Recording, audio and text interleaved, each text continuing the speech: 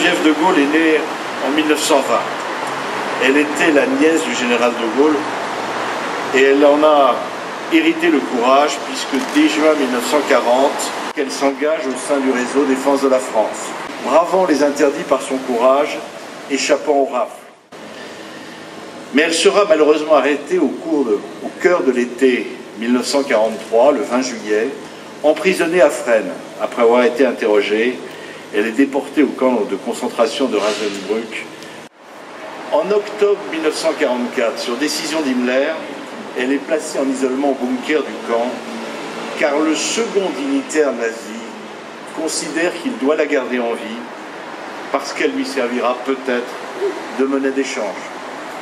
En 1958, au retour du général aux affaires, elle travaille à son cabinet. C'est à cette époque qu'elle fait la connaissance du père Joseph Rezinski, aumônier depuis 2 ans des camps des sans-logis de Noisy-le-Grand. Elle découvre alors des familles pauvres de toute nationalité qui lui rappellent le dénuement dans lequel, avec ses compagnes, elle connut les camps de concentration. Elle devient alors la présidente du mouvement ATD Quart Monde et elle le restera jusqu'en 1998.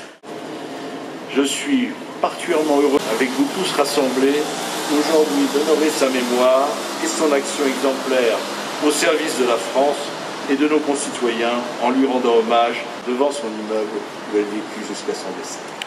Aujourd'hui, la mairie de Paris a choisi d'honorer 13 femmes et nous sommes donc réunis pour honorer le souvenir de Geneviève Antonios de Gaulle, ou Geneviève de Gaulle Antonios, pour dire notre profonde admiration et notre gratitude à l'égard d'une femme qui avait sans doute toutes les raisons de désespérer de l'humanité et qui précisément en a fait sa raison de vivre et d'espérer.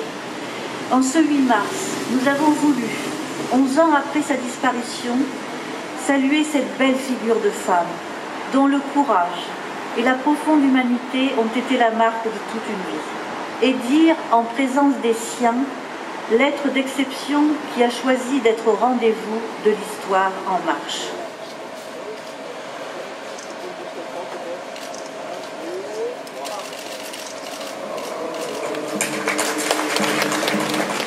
So